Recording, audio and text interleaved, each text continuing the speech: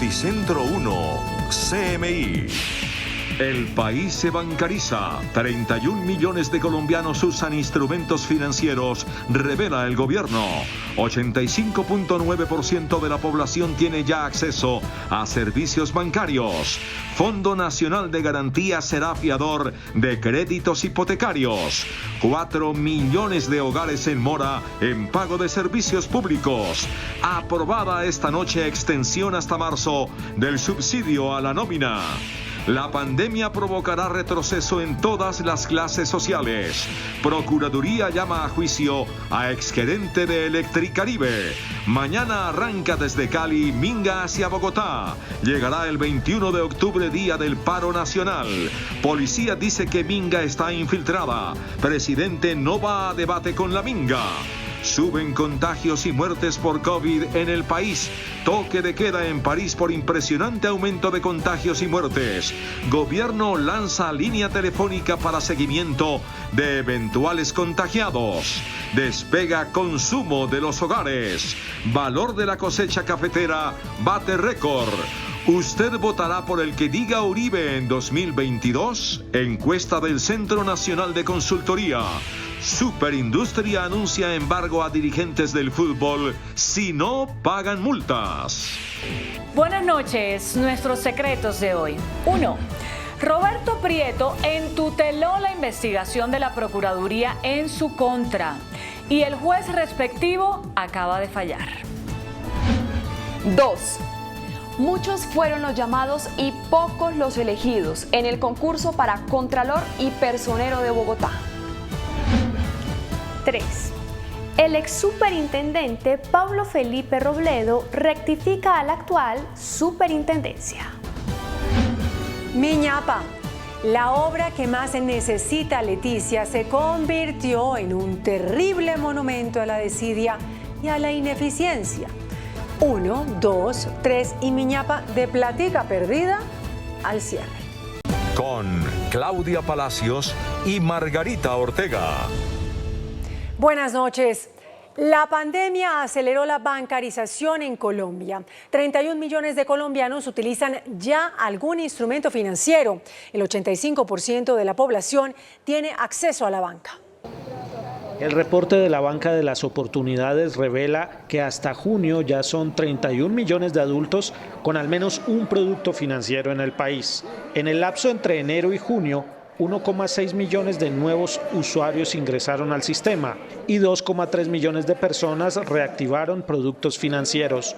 Durante la pandemia, la entrega de subsidios gubernamentales aceleró este proceso de bancarización, al pasar de 2,3 millones de usuarios a 4,3 millones de nuevos usuarios.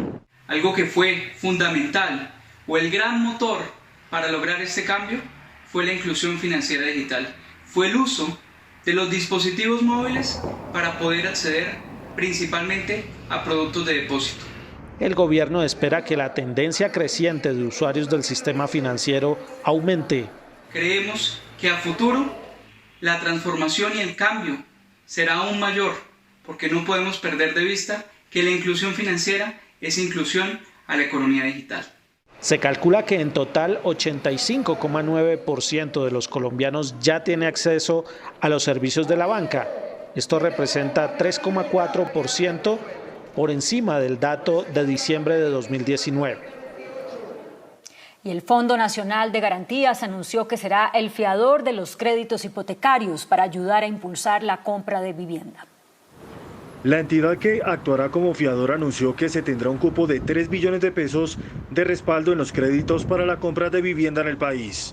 De este monto, 2 billones de pesos serán para viviendas de interés social y 1 billón de pesos diferente a vivienda social. Con la garantía, los hogares mejoran su perfil de riesgo. Estaremos hablando entre las dos aproximadamente de unos 5 billones de pesos dado el lado de la garantía. Se espera que la línea de garantías dinamice más el sector, que por quinto mes consecutivo creció en sus ventas 12,8%, con 18.448 unidades. Cuando hablamos de construcción estamos hablando de reactivación con todo lo que eso implica. La reactivación no es solo la economía per se, es también el sustento de los hogares, es también el empleo de nuestros trabajadores. Las inversiones ya suman 3.4 billones de pesos. La Procuraduría y la Superintendencia de Servicios Públicos revelaron que debido a la pandemia, más de 4 millones de hogares entraron en mora con el pago de los servicios públicos. Una ola de denuncias sobre la prestación de los servicios públicos en el país se registró durante la pandemia, según indicó la superintendencia. En la entidad cursan más de 200.000 reportes, lo que representa que diariamente se radican 274 quejas de los usuarios, de las cuales un 83% están relacionadas con errores en la facturación. Hubo tantas quejas o tantos trámites por concepto de prestación comparado con facturación, pues como lo vemos ahí, el 83% de los trámites fueron por temas de facturación. La viceprocuradora también reveló que las empresas prestadoras de servicios públicos recaudaron un 30% menos en relación con el año pasado, dada la situación económica del país. Pago de los servicios públicos, al encontrarse que el recaudo de las empresas había disminuido en cerca de un 30% y que cerca de 4 millones de hogares habían dejado de pagar sus facturas. En cuanto a las quejas, los sectores con más denuncias son energía, gas y acueducto. Las cifras sobre la situación en el sector de los servicios públicos fueron revelados en una audiencia citada por la Procuraduría. A sanción presidencial pasó el proyecto de ley de subsidio a la nómina o que extiende el subsidio a la nómina hasta marzo del 2021. Sí. Tras la aprobación por 72 votos contra 13 en la plenaria del Senado del informe de conciliación, la iniciativa, que beneficia a 3,5 millones de colombianos trabajadores, pasa a sanción presidencial. El proyecto es del Gobierno Nacional. El subsidio a la nómina va hasta marzo de 2021, con una diferencial. El trabajador hombre recibirá 40% del subsidio, 351.121 pesos. Pero las mujeres, por iniciativa de las congresistas, recibirán 50% del salario mínimo, 438.902 pesos. Muy contentos de que hoy tengamos ya este paso para que la ley que le da vigencia y extiende el PAEF hasta marzo del año 2021 esté en total operación. También habrá subsidio a la prima de diciembre de hasta 220.000 pesos para trabajadores que ganen hasta 1 millón de pesos. Y también serán beneficiados los trabajadores de los sectores de turismo, hotelería, gastronomía y entretenimiento, los más afectados por la pandemia. Ellos también recibirán un subsidio del 50%. El director del DANE, Juan Manuel Oviedo, en entrevista con Noticentro 1 CMI, advirtió que la pandemia tendrá efectos de retroceso en todos los estratos de la población. La pandemia traerá más pobreza al país. Así lo admite el director del DANE, Juan Manuel Oviedo, quien asegura que la cifra de los casi 17,5 millones de pobres en el país aumentará. La pandemia del COVID-19 y sus efectos de retroceso en la movilidad social van a generar movimientos en toda la población. Gente que estaba en situación de pobreza va a pasar a la de pobreza extrema, gente que estaba vulnerable va a pasar a la de pobreza y gente que estaba en clase media, por lógica, va a tener una mayor probabilidad de estar en una situación de vulnerabilidad. Sobre las duras críticas que recibió tras señalar que una persona con ingresos superiores a 327.000 pesos no es pobre, el director respondió: la gente en Twitter automáticamente dice, el gomelo está diciendo que el que se gana 327.000 pesos al mes ya no es pobre. No es esa la aproximación. 327.000 tiene que existir porque hay hogares de 4 personas, hogares de 3 personas u hogares de 2 personas.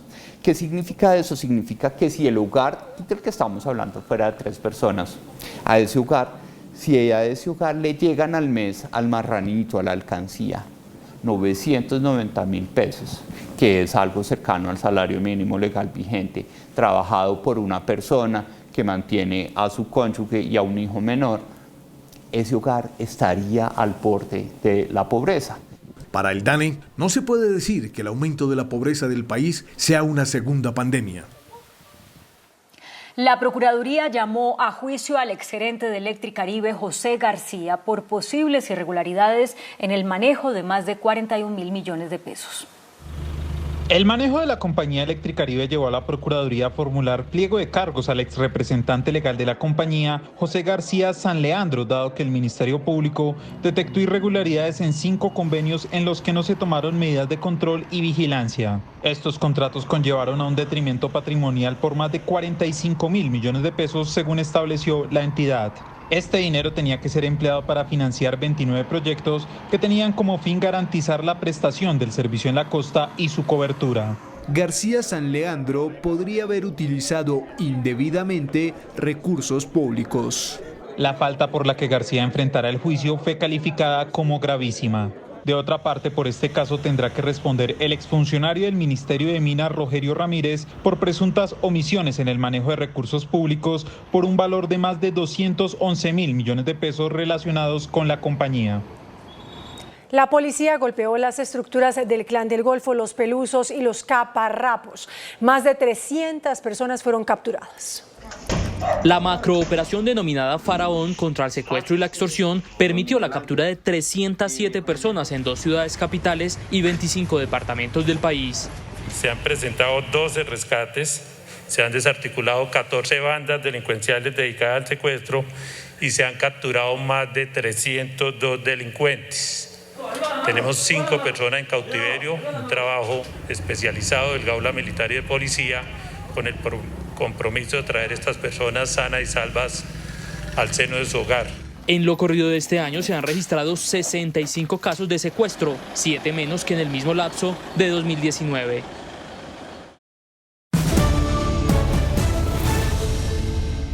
A primera hora de mañana arranca desde Cali la minga indígena que pretende llegar hasta Bogotá para tener una reunión directa con el presidente Iván Duque.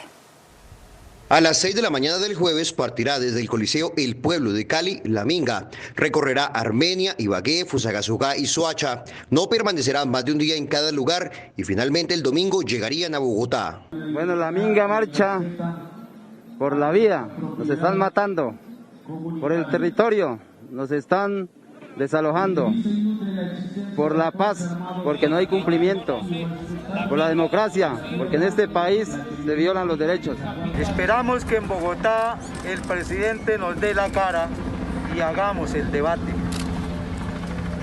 Todo el país que se sienta vulnerado, atropellado, súmese a la minga. Son al menos 10.000 indígenas de Cauca, Valle del Cauca, Putumayo, Huila y Caldas que hoy marcharon en la ciudad denunciando la desaparición del minguero del CRIDEC, Félix Hernández, de 55 años, desde hace 48 horas y además socializaron sus peticiones nuevamente antes de continuar su recorrido. Nos preocupa sobremanera cómo se está interfiriendo en la independencia de poderes que debe existir en una democracia y en un Estado que dice ser social de derecho. Hay una regresividad muy fuerte de la democracia. Consideramos que la democracia en país debe ser más participativa, debe ser escuchada y que no se legisle desde unos intereses económicos, sino desde los intereses del pueblo. En la minga también participan organizaciones sociales y campesinas. Por ahora está descartado el bloqueo de la vía panamericana. Por su parte, el director de la Policía General, Óscar Ateortúa, aseguró que se investiga una presunta infiltración de la minga por parte de disidencias de las FARC. El director de la Policía General, Óscar Ateortúa Duque, aseguró este miércoles que disidencias de la guerrilla FARC estarían planeando una infiltración en las protestas que adelanta la minga indígena en el país. Hay informaciones muy claras de que las disidencias de las extintas FARC quieren infiltrarse en la minga indígena. Según el funcionario, esas mismas disidencias estarían planeando un ataque en contra de los indígenas para responsabilizar a la fuerza pública de los posibles actos violentos. Les pedimos que ellos, a través de su Guardia Indígena, impidieran el ingreso de personas que no estuvieran debidamente identificadas y censadas, porque una de las grandes pretensiones de estos delincuentes era atentar contra alguno de los indígenas para posteriormente endilgarle la responsabilidad a la fuerza pública. Ateortúa también aseguró que están siendo analizados unos audios que están circulando donde al parecer alias El Paisa afirma una posible infiltración en la minga. Los audios directamente están siendo analizados por las unidades de inteligencia e investigación criminal para precisar si la voz corresponde a los archivos que tenemos y si realmente obedecen a estas personas o son otros actores criminales. También aseguró que es necesario mantener los protocolos de bioseguridad, ya que las aglomeraciones están prohibidas ante la pandemia por el COVID-19. Y el alto comisionado para la paz, Miguel Ceballos, dijo que el presidente Iván Duque no acepta la propuesta de la minga indígena para someterle a un juicio político, pues los temas que ésta pretende discutir tienen cabida en el Congreso. El comisionado de paz Miguel Ceballos notifica a los promotores de la minga indígena: el presidente no atenderá la invitación para un debate político. Así es, las reglas de la democracia en Colombia y en los países del mundo donde hay regímenes democráticos establecen que los debates políticos se hacen al gobierno en el Congreso, no se hacen a un presidente de la República. Otra de las propuestas de la minga es que el gobierno abra negociaciones con el ELN. El comisionado devuelve el pedido a la minga. Le pedimos a la minga que le exija que el ELN cumpla con las condiciones establecidas por el señor presidente. El comisionado de paz también le responde a la alcaldesa Claudia López, quien le pidió al gobierno que dialogue con humildad con la minga. Que la alcaldesa debe estar mucho mejor informada por una razón, y es que nosotros hemos conversado no solamente con humildad, sino con responsabilidad durante más de un año con los miembros de la minga. El comisionado de paz advirtió que el gobierno respeta el derecho a la protesta, pero recordó que por estar el país bajo emergencia sanitaria por la pandemia, están prohibidas las aglomeraciones de más de 50 personas. En Cúcuta, las autoridades adoptan medidas ante una avalancha de ciudadanos venezolanos que se espera para los próximos días debido a la agudización de la crisis económica en el vecino país. Una desbandada hacia Colombia que podría superar los 200.000 migrantes venezolanos, estiman las autoridades fronterizas, se podría presentar en los próximos 15 días. Todo debido al caos social que está viviendo Venezuela en las últimas horas. Falta de energía, combustibles y alimentos. Le pedimos a la gobernación del Táchira expresar la solicitud de la Gobernación del Norte de Santander para comunicar a las personas en Venezuela que no hay cruce autorizado en este momento de migrantes venezolanos hacia Colombia. La frontera entre ambos países está cerrada, pero los caminantes desafían todo tipo de dificultades y salen por las trochas a buscar un mejor horizonte en nuestro país. Que Venezuela hoy en día está bastante difícil. Primeramente el sueldo es muy bajo, no alcanza para nada, un sueldo mínimo prácticamente alcanza para un solo producto. La mayoría de los caminantes venezolanos buscan como destino Bogotá, Cali y Medellín. El bebé que milagrosamente se salvó del siniestro de una avioneta en Ubaté, Cundinamarca, se recupera satisfactoriamente en la Fundación Santa Fe de Bogotá. Ante el lamentable deceso de sus padres en ese siniestro, sus familiares se harán cargo de él. La vida se abrió paso en medio de la tragedia aérea registrada en el municipio de Ubaté. El pequeño Martín Grandas, de 1 año y 6 meses, milagrosamente sobrevivió al brutal choque de la avioneta en el que murieron sus padres, el médico Fabio Grandas y la abogada Mayerly Díaz. La protección de la mamá a su hijo pues tuvo que haber influido para que el traumatismo no sea mayor o que el tipo de lesiones pues hayan sido más comprometedoras para él. El bebé se recupera en la Fundación Santa Fe. Es un paciente estable y en observación médica. Fabio Grandas, el piloto y padre del menor, era un prestigioso médico cirujano. Hace 12 años estaba vinculado a la Patrulla Aérea Civil Colombiana, con la que llegaba a las regiones más apartadas en misiones médicas voluntarias. Y creo que todo esto es de pasión. ¿Por qué? Porque creo que uno tiene que devolver algo de lo que ha recibido en la vida. Con nosotros participaba como cirujano general, realmente pues la patrulla es la única oportunidad que tienen miles de personas al año de acceder a cirugías. El menor sobreviviente y sus hermanas de 10 y 14 años quedarán bajo el cuidado de sus familiares. Colombia reportó aumento en el número de contagios y de muertes provocadas por el coronavirus. Este viernes el Ministerio de Salud confirmó otros 6.061 nuevos casos de personas contagiadas de COVID-19, contagios que se presentaron en su mayoría en la capital del país con 1.210 nuevos casos, Antioquia con 1.083 y en el Valle con 526. Las muertes aumentaron con otras 165, de las cuales 146 son de días anteriores. Los recuperados fueron otros 9.964 para un total de 816.667. Este ha sido el comportamiento del virus en los últimos 5 días. El 10 de octubre, cuando eran 8.447 nuevos casos, el 11 de octubre 8.569, el 12 de octubre 7.767, el 13 de octubre 5.015 y hoy 6.061. En medio de la pandemia, en Colombia se han contagiado de coronavirus 930.158 personas y han muerto más de 28.300. El ministro de Salud, Fernando Ruiz, anunció la creación de una línea telefónica para recibir información y hacer seguimiento a personas sospechosas de estar contagiadas con el COVID-19. Como parte de la estrategia de rastreo, aislamiento y seguimiento de las personas afectadas por COVID-19, el gobierno abrirá una línea telefónica que, bajo alta confidencialidad, seguirá a las personas que hayan estado en contacto con quienes resulten contagiados por el coronavirus. Va a aparecer en todo el contacto telefónico, en el número telefónico aparecerá el número 19.000.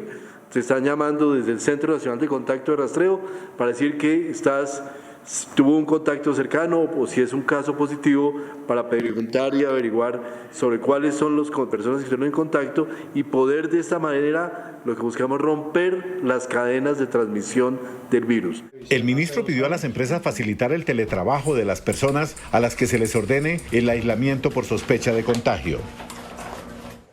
El Consejo de Estado definirá si el senador Eduardo Pulgar es investigado por la Procuraduría o por la Comisión de Ética del Congreso como parte del proceso por presuntos sobornos a un juez.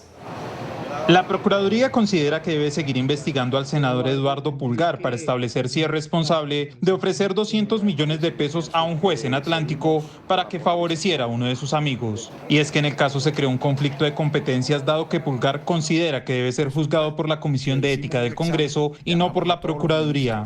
El senador dijo en su defensa que no se pueden violar sus derechos políticos. Ordenen el archivo de la presente investigación.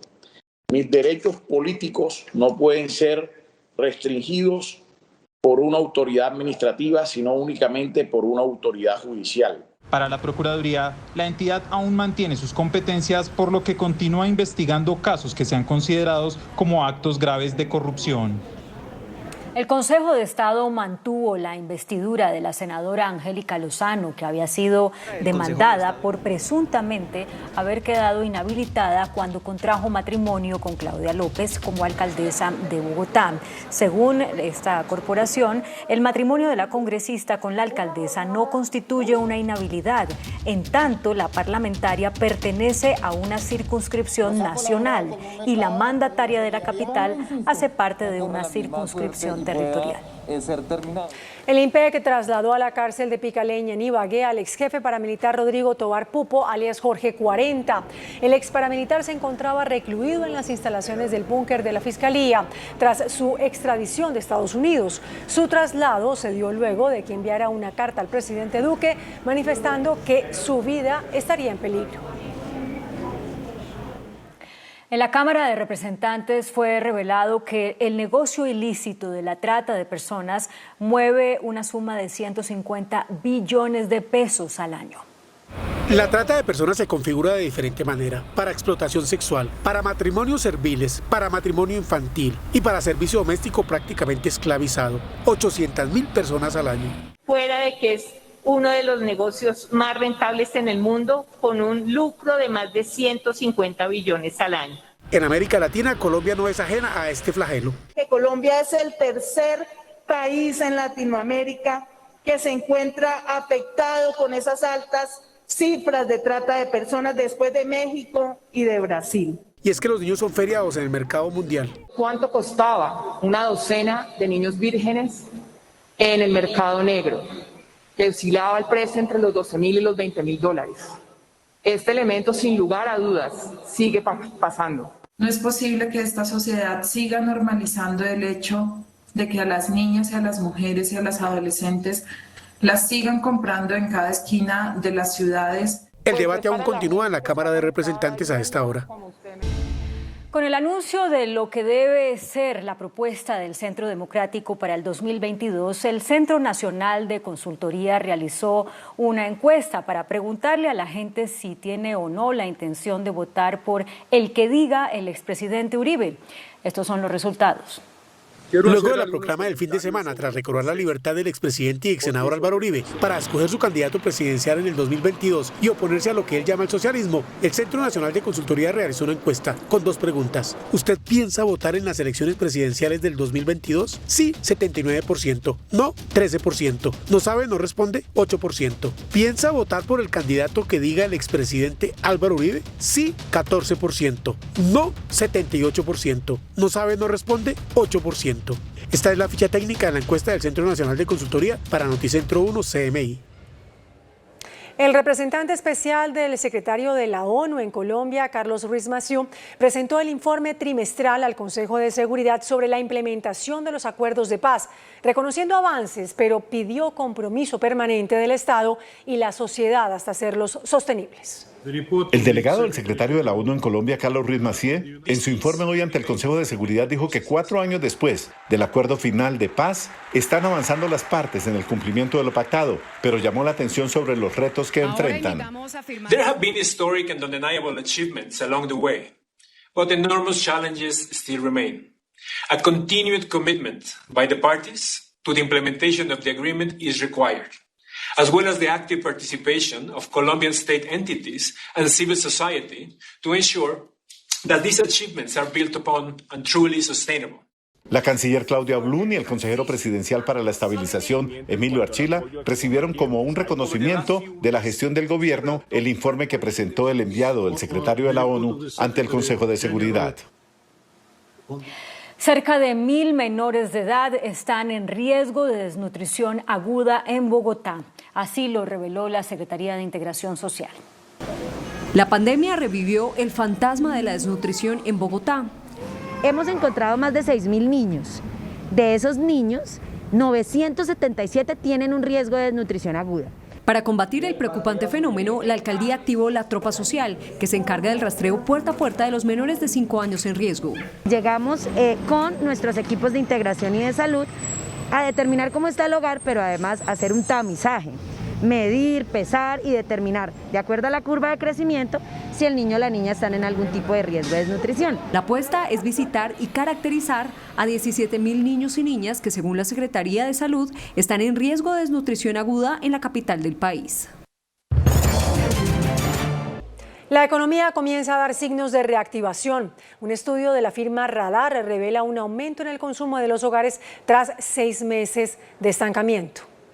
En el mes de septiembre, con la reapertura de la economía, el consumo de las familias colombianas alcanzó una cifra de 53,9 billones de pesos. Esto representa, según la firma Radar, un aumento de 2,34% con respecto al año anterior.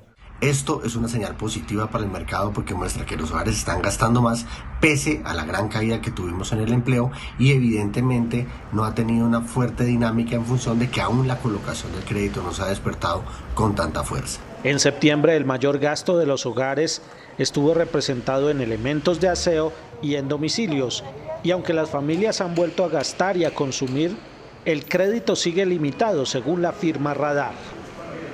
El ICETEX abrió una convocatoria para otorgar créditos universitarios en condiciones especiales con el fin de frenar la deserción.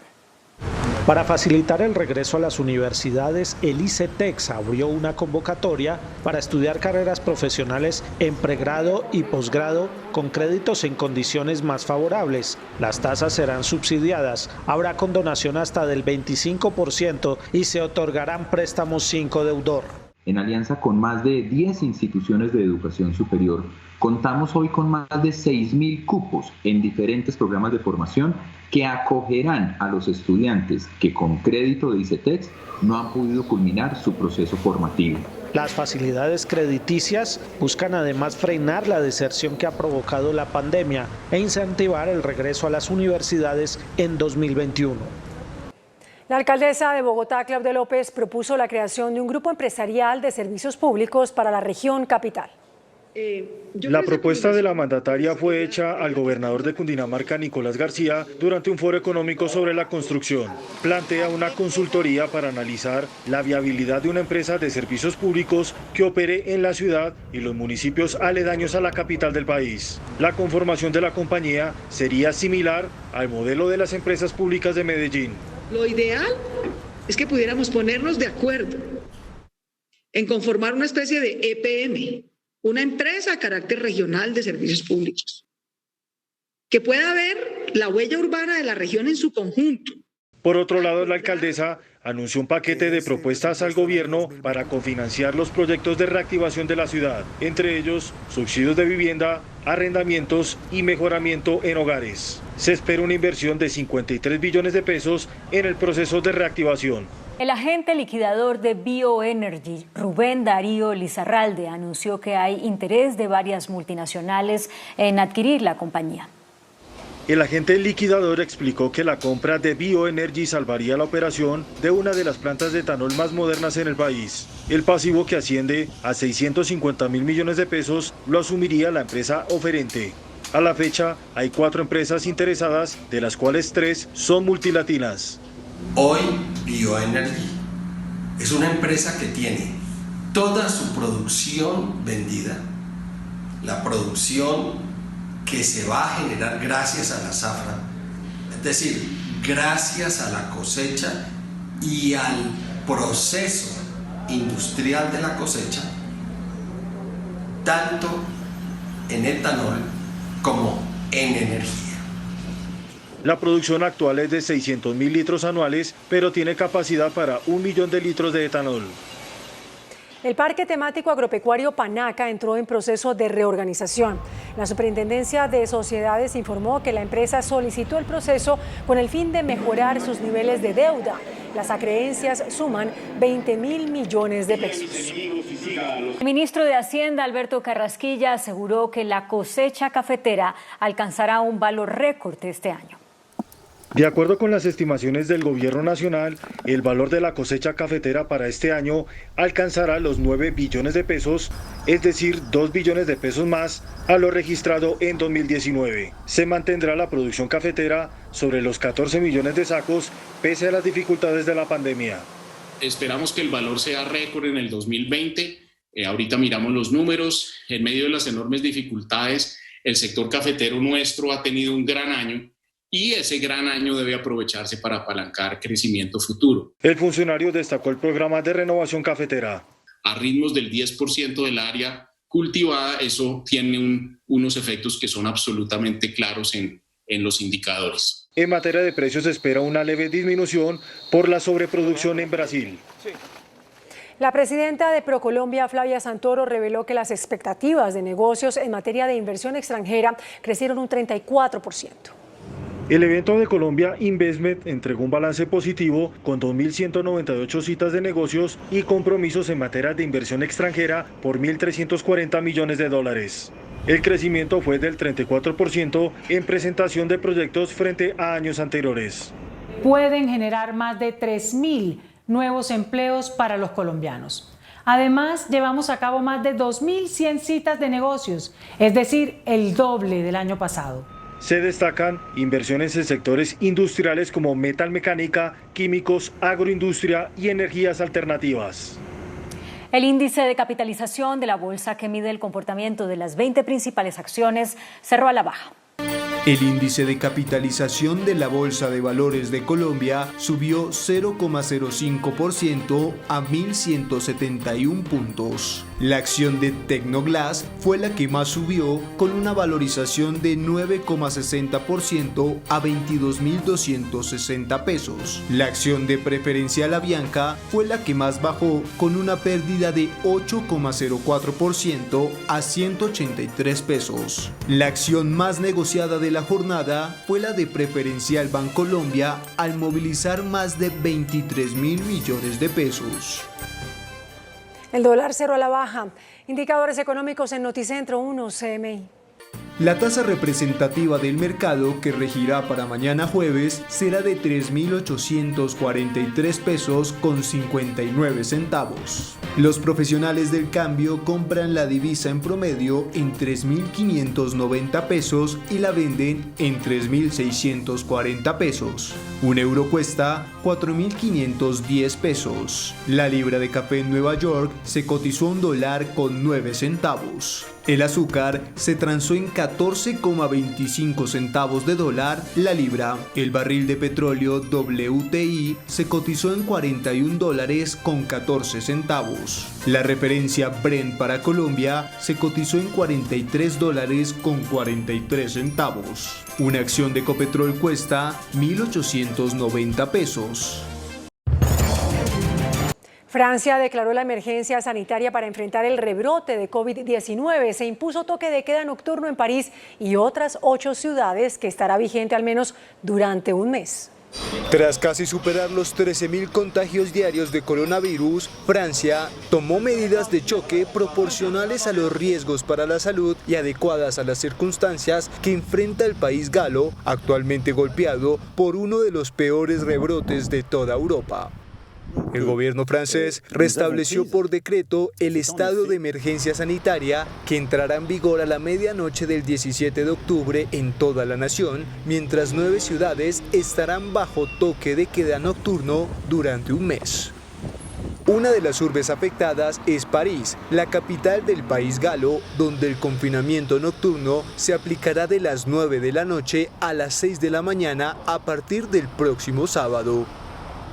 Y Cataluña también volvió a tomar medidas restrictivas para contener el brote de la pandemia. En tan solo 24 horas registró 1.620 nuevos casos de COVID-19, por lo que anunció el cierre de bares y restaurantes en toda la región a partir del viernes y hasta finales de octubre. Una gran polémica ha generado un artículo del diario estadounidense The New York Times en el que se afirma que la Casa Blanca adoptará la inmunidad colectiva como estrategia contra la pandemia. En Estados Unidos, la nación más golpeada por la pandemia con más de 8 millones de contagios, la Casa Blanca ha adoptado por seguir las declaraciones de un grupo de científicos que sostiene que las autoridades deberían permitir que el coronavirus se propague entre los jóvenes sanos y al mismo tiempo proteger a los ancianos y los vulnerables, mientras la economía se mantiene abierta. Este enfoque, al que muchos tildaron de masacre, se basaría en la inmunidad colectiva a través de las infecciones en lugar de una vacuna, pues en los últimos días varios estudios se han visto paralizados por problemas de seguridad y de enfermedades desconocidas, y lo más probable es que la nación no tenga un anticuerpo antes de las elecciones y posiblemente tampoco para este año. Barron Trump, el hijo menor del presidente de Estados Unidos, Donald Trump, tuvo COVID. Fue su madre, Melania, quien dio la noticia cuando dijo que tanto ella como Barron dieron negativo en la última prueba que les realizaron. La primera dama publicó un comunicado titulado Mi experiencia personal con el COVID-19, en el que describió cómo sus peores miedos se volvieron reales cuando se confirmó que Barron contrajo la enfermedad. El Papa Francisco evitó todo contacto cercano con los fieles, saludándolos a distancia en su audiencia pública, y les hizo un llamado a la prudencia para poner fin a la pandemia. El Papa Francisco decidió no saludar personalmente a los fieles en la audiencia general de los miércoles para evitar multitudes e infecciones por coronavirus, y se disculpó por tener que hacerlo a distancia. Scusatemi se oggi vi saluto da lontano, ma credo che se tutti come buoni cittadini compiamo le prescrizioni delle autorità, questo sarà un aiuto per finire con questa pandemia. Grazie. Esta semana el Vaticano ya había confirmado que 4 miembros de la Guardia Suiza dieron positivo por COVID-19. Por eso la creciente preocupación de la Santa Sede con la cercanía del Sumo Pontífice con los feligreses. Una encuesta realizada por el diario The Guardian revela que el candidato demócrata a la presidencia de Estados Unidos, Joe Biden, aventaja por 17 puntos al candidato republicano y presidente Donald Trump. A tan solo 21 días de los comicios del 3 de noviembre, las probabilidades de reelección de Donald Trump parecen escasas, al menos si uno cree en las encuestas. Según un sondeo reciente de la consultora Opinion y el diario británico The Guardian, el candidato demócrata Joe Biden aventaja al actual presidente por 17 puntos. El 57% de los consultados afirmó que votaría por el ex vicepresidente Biden, mientras que tan solo un 40% optó por el republicano. Esto no quiere decir que sea una diferencia irremontable por lo que dicta la historia. En 1991, Michael Dukakis aventajó a George Bush por los mismos 17 puntos, pero Bush tuvo más de 4 meses para descontar la ventaja, algo que a Trump le tocará lograr en menos de 3 semanas si quiere hacerse de nuevo con la Casa Blanca.